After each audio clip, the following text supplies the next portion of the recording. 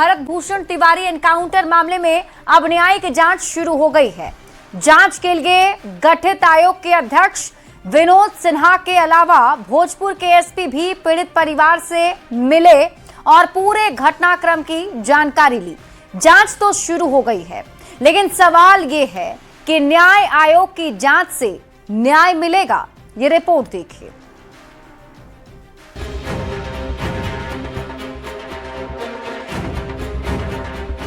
जो पुलिस 60 दिन पहले बिलौटी गांव में भरत का एनकाउंटर करने पहुंची थी, अब वही पुलिस भरत की मौत के पीछे की हकीकत की पड़ताल करने में जुट गई है।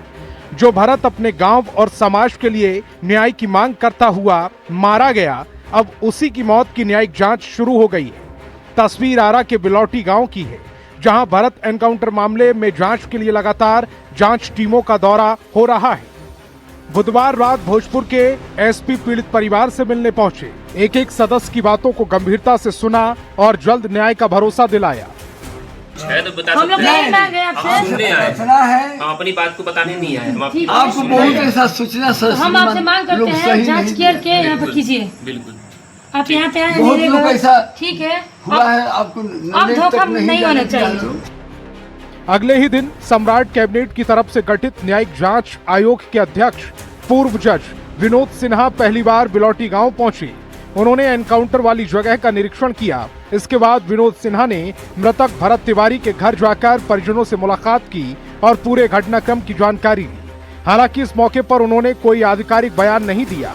इस पूरे मामले पर मुख्यमंत्री सम्राट चौधरी का रुख एकदम साफ है कि दोषियों को बख्शा नहीं जाएगा, भले ही दोषी प्रशासन के ही लोग क्यों ना हो। भोजपुर में घटना घटी, तुरंत सरकार ने सबसे ऊपर के जो आयोग होते हैं, जुडिशियल कमीशन का गठन तुरंत करने का काम बिहार की सरकार ने किया था, क्योंकि न्याय मिले। कोई यदि गलत है तो उस पर कार्रवाई हो। भरत तिवारी के एनकाउंटर के बाद उमड़ा जन आक्रोश थमने का नाम नहीं ले रहा। न्यायिक आयोग ने भी जांच शुरू कर दी है। अब सवाल है कि क्या न्यायिक आयोग से भरत को न्याय मिलेगा, और मिलेगा तो कब तक? आरा से संवाददाता चंदन कुमार के साथ ब्यूरो रिपोर्ट, न्यूज़ 18। और अब बात इमरजेंसी के 51 साल की। आज ही के दिन 25 जून 1975 को देश में इमरजेंसी लगाई गई थी। इमरजेंसी के 51 साल पूरा होने पर बीजेपी संविधान हत्या दिवस मना रही है। इमरजेंसी को लेकर खूब सियासत भी हो रही है। वहीं एनसीईआरटी ने 1975 में लागू आपातकाल को पाठ्यक्रम में भी शामिल कर लिया है। ये रिपोर्ट देखिए। जून 1975 देश के इतिहास का काला अध्याय। आज के दिन ही लगी थी इमरजेंसी।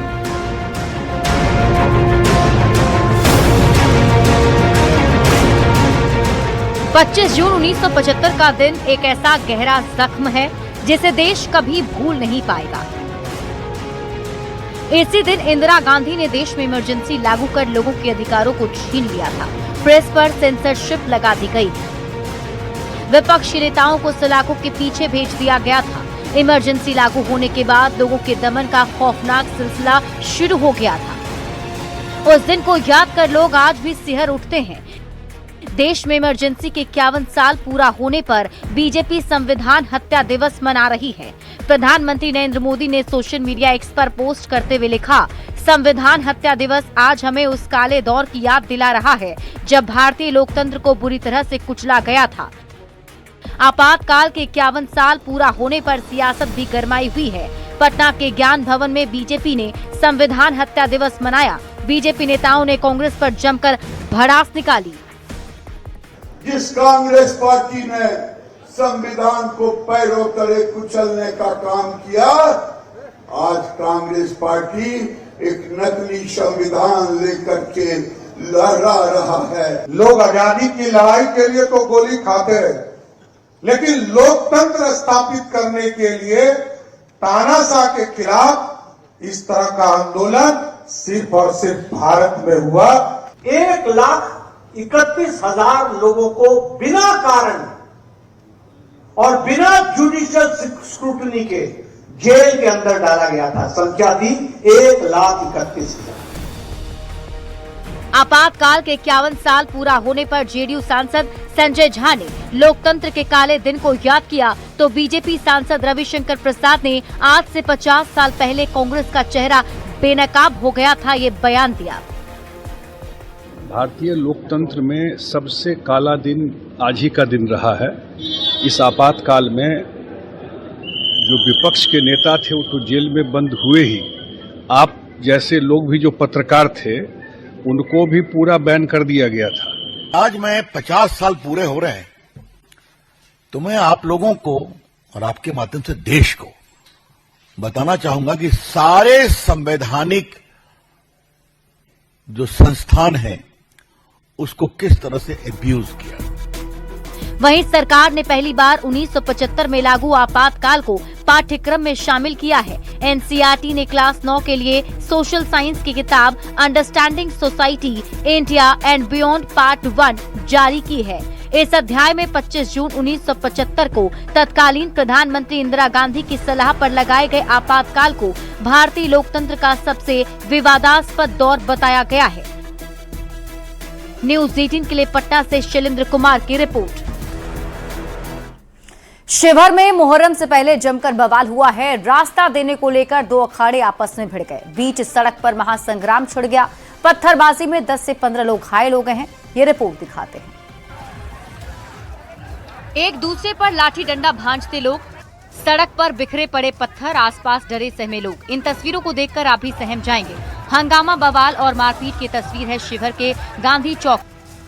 मुहर्रम की तैयारी के दौरान दो पक्षों के विवाद बवाल में बदल गया। देखते ही देखते पत्थरबाजी होने लगी। अखाड़ों के बीच सड़क पर महासंग्राम हुआ।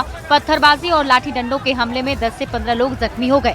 और पास देने के लिए वो हमेशा अक्सर झमेला करते हैं, वही हुआ है यहाँ।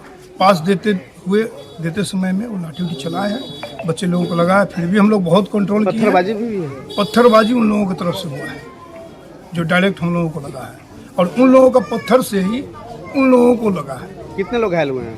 हमारे यहाँ 5-6 आदमी घायल हुए हैं, सब अपना अपना काम में। अखाड़े के जो जुलूस वाले हैं वो प्रैक्टिस कर रहे थे सुबह में। प्रैक्टिस के दौरान दोनों में आपसी विवाद हुआ रास्ते को लेके, जिसके कारण दोनों के बीच में मारपीट की घटना हुई है, जिसमें कि कुछ लोग घायल भी हैं। ये मौके पे वीडियो शिवहर और SHO शिवहर पहुंचे थे और उनके बयान के आधार पे FIR दर्ज की गई है। दरअसल अखाड़ा प्रैक्टिस और जुलूस की तैयारी के लिए निकले थे।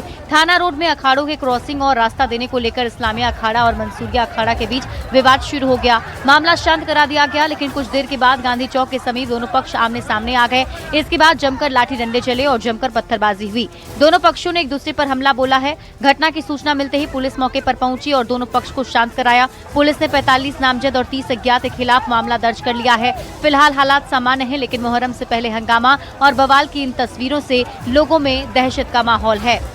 न्यूज़ 18 के लिए शिवहर से राकेश कुमार की रिपोर्ट।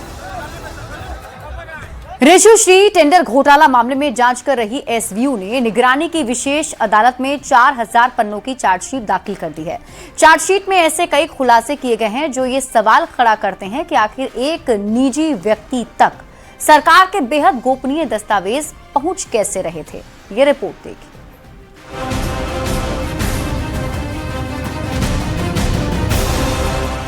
टेंडर घोटाले को लेकर एक बहुत बड़ा और चौंकाने वाला खुलासा हुआ है।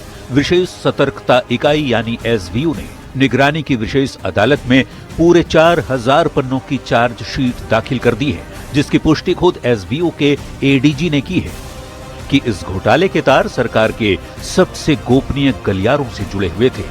इस पूरी चार्जशीट का सबसे सनसनीखेज जो केंद्र बिंदु है वो है ऋषुश्री का मोबाइल फोन। जांच में सामने आया है कि बिहार सरकार के अलग अलग विभागों में रिश्वत देकर टेंडर हथियाने वाले इस शख्स की पहुंच सीधे कैबिनेट की सीक्रेट दस्तावेजों तक थी। ऋषुश्री के मोबाइल से ऐसे संवेदनशील और गोपनीय सरकारी दस्तावेज बरामद हुए हैं जिन्हें देखकर खुद जांच अधिकारी भी दंग रह गए। ऋषुश्री के मोबाइल से क्या बरामद हुआ?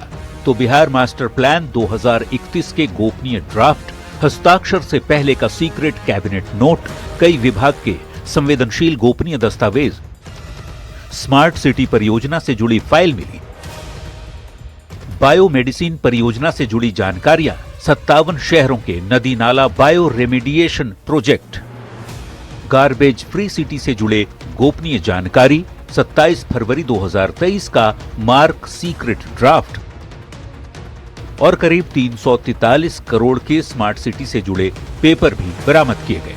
अब सवाल उठता है कि आखिर एक बाहरी शख्स की पकड़ सरकार में इतनी मजबूत कैसे थी? कैबिनेट के गोपनीय दस्तावेज पहुंचाने वाला कौन था? हस्ताक्षर से पहले ही संवेदनशील कैबिनेट नोट कैसे पहुंच गया? क्या टेंडर प्रक्रिया शुरू होने से पहले ही उसे पता चल जाता था? क्या सरकारी गोपनीयता और सुरक्षा व्यवस्था सुरक्षित है? एसवीयू के मुताबिक ऋषुश्री का सरकारी सिस्टम में बैठे रसूखदारों और अफसरों के साथ तगड़ा नेक्सस था। वो मोटी रिश्वत के दम पर फैसले होने और मंत्रियों और अफसरों के हस्ताक्षर होने से पहले ही कैबिनेट नोट और टेंडर की नोट शीट अपने मोबाइल पर मंगवा लेता था। इसी एडवांस इंफॉर्मेशन के बूते वो करोड़ों अरबों के टेंडर को आसानी से मैनेज कर रहा था। तो फिर सवाल ये भी है कि कौन कर रहा था ऋषुश्री की मदद? मुमुक्षु चौधरी 10 करोड़ का टेंडर दिया। Umesh Kumar Singh pumping station work और कई टेंडर दिए। IAS Sanjeev Hans Kosi barrage circuit में धांधली की। तारिणी दास भवन निर्माण विभाग के 10 से ज्यादा टेंडर दिए। पवन कुमार, संतोष कुमार रिश्वत लेकर सरकारी ठेका दिया। अब जब करीब 4000 पन्नों का ये पूरा कच्चा चिट्ठा अदालत के सामने है, तो आने वाले दिनों में बिहार प्रशासनिक अमले में कई बड़े चेहरों पर गाज गिरनी तय मानी जा रही है। देखना यह है कि अभी और कितने चेहरे सामने आते हैं। न्यूज 18 के लिए पटना से अमित कुमार के साथ ब्यूरो रिपोर्ट।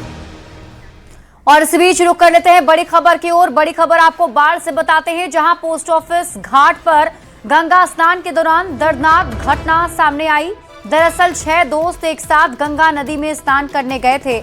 इसी दौरान 2 दोस्त गंगा में डूब गए, जबकि 4 दोस्त तैरकर बाहर निकल गए। घटना की सूचना पर पुलिस मौके पर पहुंची और बचाव कार्य जारी है। तस्वीरें आपको टीवी स्क्रीन पर दिखा रहे हैं। घाट की तस्वीर आप देखें, यही वो घाट है जहां नहाने के लिए 6 युवक पहुंचे थे, जिसमें 4 जो है वो बच गए हैं, लेकिन 2 के डूबने की जानकारी है। पुलिस फिलहाल बचाव कार्य में जुटी हुई है। नहाने के लिए आए और 5 लड़का से थे जी, और नहाने के लिए गए, जिसमें रोहित कुमार और विकास कुमार वो गंगा में डूब गए। अब बाकी 3 लोग यहाँ से सुरक्षित निकले। ये दोनों कहाँ के रहने वाले हैं? थाना मसूद। मोतिहारी में ड्रग्स तस्करी में पकड़े गए 4 लोगों को बचाने के लिए पर्दे के पीछे लाखों रुपए का खेल खेला गया। मामला सिर्फ पैसों तक सीमित नहीं रहा, बल्कि शिकायत डीजीपी कार्यालय तक पहुंच गई और इसके बाद पूरे घटनाक्रम की जांच ईओयू को सौंप दी गई। कुछ दिन पहले पटना से लौट रहे 4 कथित ड्रग्स तस्कर पुलिस के हत्थे चढ़ गए थे। आरोप है गिरफ्तारी के बाद कानूनी कार्रवाई करने के बजाय पहले सेटिंग गेटिंग का खेल शुरू हुआ। तस्करों को राहत दिलाने के नाम पर मोटी रकम की मांग की गई। आरोप है कि आरोपियों को करीब 12 लाख रुपए लिए गए और इतना ही नहीं, आरोपियों से सोने की चेन भी ले ली गई। हालांकि रकम और गहने लेने के बावजूद मामला पूरी तरह दब नहीं पाया। जब मामला एसपी तक पहुंचा तो उन्होंने प्रभारी को जमकर फटकार लगाई, जिसके बाद थाने में औपचारिक एफआईआर दर्ज की गई और कथित तौर पर ड्रग्स बिक्री से जुड़े पैसे जब्त किए गए। कोचिंग विवाद में फैजल खान उर्फ खान सर की मुश्किलें कम नहीं हो रही हैं। आज हुई सुनवाई में पूरी केस डायरी मांगी गई। जो डायरी दी गई है उसमें पूरी जानकारी नहीं थी, जिसे लेकर आज की सुनवाई टल गई। अगली सुनवाई शनिवार को होगी। खान सर के वकील अरविंद कुमार महुआर ने बताया कि up to date case diary की मांग की गई है और अगली सुनवाई शनिवार को की जाएगी। अदालत में क्या कहा जज साहब ने? जज साहब ने तो कुछ नहीं बोला। पीपी साहब ने ही कहा कि up to date case diary की आवश्यकता है और उन्होंने अपने कॉरेस्पॉन्डेंस करके डायरी मंगवाई थी अप टू डेट। जज साहब ने कहा कि मैं अपने खुद मांग लेता हूं up to date case diary. Up to date case diary मांगी गई है जज साहब के द्वारा और उसको सैटरडे को रखा गया है।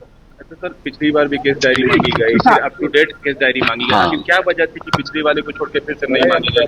कुछ फर्दर आया होगा, पीपी साहब को ही पता रहता है ना, कुछ आया होगा, डेवलपमेंट हुआ होगा इन्वेस्टिगेशन में, इसलिए मांगी गई। गार्ड को लेकर के क्या बातचीत अंदर हुई? गार्ड वाले केस में सेम ही प्रोसेस है ना, सब एक ही साथ होगा, कहीं कोई एक्स्ट्रा कुछ है नहीं उसमें। ज्ञान बिंदु की संचालक रोशन आनंद ने अपने भाई की हत्या के मामले में गंभीर आरोप लगाते हुए इस पूरे घटनाक्रम को एक सोची समझी साजिश करार दिया है। रोशन आनंद का यह दावा है कि एक सुनियोजित साजिश के तहत पहले उन्हें खुद जेल भिजवाया गया ताकि वे भाई की ढाल ना बन सकें। उन्होंने रामायण का उदाहरण देते हुए कहा कि फैजल खान को अच्छी तरह पता था कि अगर राम साथ रहेगा तो लक्ष्मण के लिए संजीवनी बूटी ले ही आएगा, इसीलिए पहले उन्हें भाई से दूर किया गया और फिर उनकी गैर मौजूदगी में भाई की हत्या करवा दी गई। उन्होंने सीधे तौर पर इस हत्या के पीछे फैजल खान का हाथ होने का आरोप लगाया है कि हमको जेल भिजवाया गया। हमको जेल भिजवाने के लिए जो है ऊपर से लेकर के नीचे तक सब कुछ किया गया। दुनिया जो भी माने, लेकिन हमारा ये मानना है और हम इस चीज को आने वाले दिनों में साबित करके रहेंगे, हमारे भाई की हत्या के पीछे फैजल खान और किसान कोल्ड स्टोर के मालिक का हाथ है। मुंगेर में स्मैक तस्करी के खिलाफ पुलिस ने बड़ी कार्रवाई की है। पुलिस ने लंबे समय से फरार चल रहे कथित स्मैक कारोबारी शिवा सहनी के घर न्यायालय के आदेश पर कुर्की जब्ती की कार्रवाई की। पुलिस ने कार्रवाई करते हुए घर के किवाड़, खिड़की, गैस सिलेंडर सहित अन्य सामान जब्त किए हैं। पुलिस की इस कार्रवाई से इलाके में हड़कंप मच गया और मौके पर लोगों की भारी भीड़ जुट गई है। खबर नालंदा से, जहां राजगीर में चोरी के आरोप में भीड़ की पिटाई के दौरान 2 युवक की पीट कर हत्या किए जाने के मामले में अब राजनीतिक सरगर्मी तेज हो गई है। इस बीच लोक जनशक्ति पार्टी के सांसद अरुण भारती ने पीड़ित परिवार से मुलाकात की। वे मृतक श्रवण पासवान और पिंटू पासवान के घर पहुंचे, शोकाकुल परिजनों को ढांढस बंधाया। साथ ही कहा कि अपराधी चाहे किसी भी बिल में छुपे हों, उन्हें ढूंढ निकाला जाएगा। तो याद होगा, जितने आरोपी थे उसमें से 5 गिरफ्तार किए जा चुके हैं, एक जो अभी भागा हुआ है।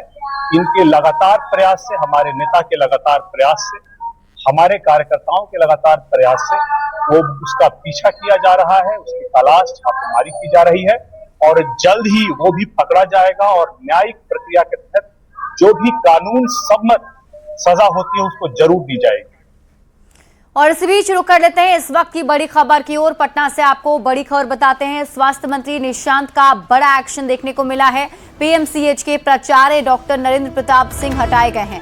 स्वास्थ्य मंत्री के निरीक्षण में ये गायब मिले थे। अब डॉक्टर गीता सिन्हा पीएमसीएच की प्रिंसिपल बनी हैं। डॉक्टर नरेंद्र प्रताप सिंह पर आरोप था कि बिना छुट्टी के वो अनुपस्थित थे और अनुपस्थिति के दौरान किसी को प्रभार भी नहीं दिया था। उसी समय वो निजी क्लिनिक में मरीज देख रहे थे। सरकारी गाड़ी भी निजी क्लिनिक पर रखने का आरोप इन पर लगा था, जिसके बाद ये कार्रवाई की गई है।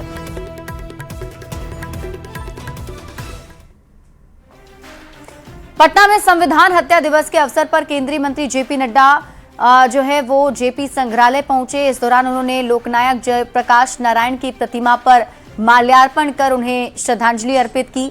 जेपी नड्डा ने चरखा समिति परिसर स्थित जेपी संग्रहालय का भ्रमण किया और जेपी आंदोलन से जुड़ी तस्वीरों, दस्तावेजों और पुस्तकों का अवलोकन किया। आपातकाल की बरसी पर आयोजित कार्यक्रम के तहत जेपी नड्डा ने संग्रहालय में संरक्षित आंदोलन के इतिहास को करीब से देखा। भारत रत्न स्वर्गीय जयप्रकाश नारायण जी के निवास स्थान पे आने का मौका मिला, सौभाग्य मिला। इस जगह से मेरी बचपन की स्मृतियाँ जुड़ी हुई हैं। तो मैं जब यहाँ आया तो मुझे अपने युवा काल के भी यादें ताज़ा हो गईं। स्वर्गीय जयप्रकाश नारायण जी के साथ हमारी जो मुलाकात हुआ करती थी उसकी भी याद ताज़ा हो गई। जो उनके साथ यहाँ चित्र मेरा था उसको भी देखकर मुझे अपने बचपन की याद आ गई, युवा काल की याद आ गई। पूर्णिया के टाउन हॉल में आज बीजेपी ने संविधान हत्या दिवस मनाया और इस मौके पर केंद्रीय राज्य मंत्री सतीश चंद्र दुबे, सदर विधायक विजय खेमका समेत कई बीजेपी नेता मौजूद रहे। इस दौरान केंद्रीय राज्य मंत्री सतीश चंद्र दुबे ने कहा कि आज ही के दिन सन 1975 को इंदिरा गांधी की सरकार में आपातकाल लगाकर संविधान की हत्या कर दी गई थी, जिस कारण इस दिन को काला दिवस के रूप में मनाया जाता है। 25 जून 1975 में आपातकाल इस देश के अंदर थोपा गया था। पूरे भारतीय जनता पार्टी, पूरे देश के लोग इस काला अध्याय को, इस काले दिन को लोग याद करते हैं। तो उसी ढंग से, उसी तरीका से आज हम लोग पूर्णिया में याद करने के लिए आए हैं। बिहार में गन्ना किसानों के साथ साथ चीनी मिलों के लिए बड़ा दिन है। बिहार के गन्ना उद्योग मंत्री संजय कुमार ने बड़ी घोषणा करते हुए बताया कि मॉडल कॉम्प्लेक्स शुगर मिल को मंजूरी मिली है और इसी के साथ बिहार देश का पहला राज्य होगा जहां CBG, एथेनॉल और विद्युत का भी उत्पादन किया जाएगा। इस योजना को मुख्यमंत्री सम्राट चौधरी ने मंजूरी दी है। साथ ही बंद पड़ी चीनी मिल को खोलने का निर्णय लिया गया है। इस साल 5 चीनी मिल का शिलान्यास किया जाएगा। ऐतिहासिक है, गन्ना किसानों के लिए, उद्योग जगत के लिए ऐतिहासिक पल है। माननीय मुख्यमंत्री आदरणीय सम्राट चौधरी जी के नेतृत्व वाली सरकार में मंत्रिपरिषद में नीति लाई गई है कि मॉडल कॉम्प्लेक्स शुगर मिल का हम लोग प्रस्ताव लाए थे, जो मंजूरी मिली है और जहां देश का पहला राज्य बिहार होगा जो ये पहली नीति लाई है, जहां मॉडल शुगर मिल का स्थापना होगा, जहां हम लोग CBG, एथेनॉल और विद्युत उत्पादन को बढ़ावा देंगे। बिजली की खपत के मामले में इस साल बिहार ने नया रिकॉर्ड स्थापित किया है। पहली बार 9000 के पार बिजली की खपत पहुंच गई है। 9068 मेगावाट बिजली की खपत हुई है और इसी बीच ऊर्जा मंत्री शैलेश कुमार ने कहा कि विभाग की पूरी तैयारी है और भी ज्यादा बिजली की डिमांड होगी तो भी लोगों को परेशानी नहीं होगी। मंत्री शैलेश कुमार से बातचीत की है न्यूज़ 18 संवाददाता विनीता मिश्रा ने। प्रचंड रूप दिखा रही है और जैसे जैसे तापमान में बढ़ोतरी हो रही है, बिजली की खपत भी लगातार बढ़ती जा रही है और बिहार में एक नया रिकॉर्ड बना है। अगर कल की हम बात करें तो कल रात में जो बिजली की खपत है वो 9000 के पार पहुंच गई है, जो अभी तक की सबसे अधिक बिजली की खपत है और इसके लिए विभाग की तरफ से भी बड़ी तैयारी की गई है। विभागीय मंत्री हमारे साथ हैं। बिहार में अगर बिजली की खपत की हम बात करें तो एक नया रिकॉर्ड बन गया है। 9000 के पार बिजली की खपत अब तक पहुंच गई है। बिल्कुल बिल्कुल। देखिए, वैसे तो आदरणीय हम लोगों के नेता नीतीश कुमार जी ने जब इनके हाथ में बिहार की बागडोर गई तो उस समय 2005 में मात्र 700 मेगावाट खपत था, जिसको मार्च 26 में हम लोग 8700 तक आंकने का काम किए थे। लेकिन आज रात में ये 9068 को पार करने की स्थिति हो गई थी। तो निश्चय ही हमारी जो सरकार है आदरणीय सम्राट चौधरी जी के नेतृत्व में भी हम लोग आपको बता देना चाहता हूं कि ये तो 9000 के बावजूद भी कहीं बिजली कट नहीं हुई है। अगर ये 12000 मेगावाट तक भी अगर हमको जरूरत पड़ेगी तो उसके लिए भी हम लोग पूरी तरह से तैयार हैं। 9068 तक बिजली की डिमांड बढ़ी है, बावजूद इसके कहीं भी पावर कट नहीं हुआ क्योंकि 12000 तक की विभाग की तरफ से तैयारी की गई है और अगले 25 सालों का जो लक्ष्य है वो भी निर्धारित किया जा रहा है। विनीता मिश्रा, न्यूज़ 18 पटना। बेतिया की बेटी पुष्पा कुमारी ने 70वीं बीपीएससी परीक्षा में शानदार सफलता हासिल कर जिले का नाम रोशन किया है। उनकी इस उपलब्धि से पूरे जिले में खुशी का माहौल है। बेतिया रेलवे स्टेशन पहुंचते ही पुष्पा का भव्य स्वागत किया गया। ढोल नगाड़ों की गूंज, फूल मालाओं और जयकारों के बीच लोगों ने उसका अभिनंदन किया और एसडीएम बनने पर उन्हें बधाई दी। बहुत अच्छा लग रहा है। मेरा नाम पुष्पा कुमारी है और ये मेरे बड़े भैया हैं सिद्धारी, मेरी मम्मी है और मैं 70वीं बीपीएससी में एज एसडीएम पद के लिए चयनित हुई हूँ और आज मुझे बहुत खुशी हो रही है कि मेरे सम्मान के लिए मेरे बड़े यहाँ शामिल हुए हैं। सबको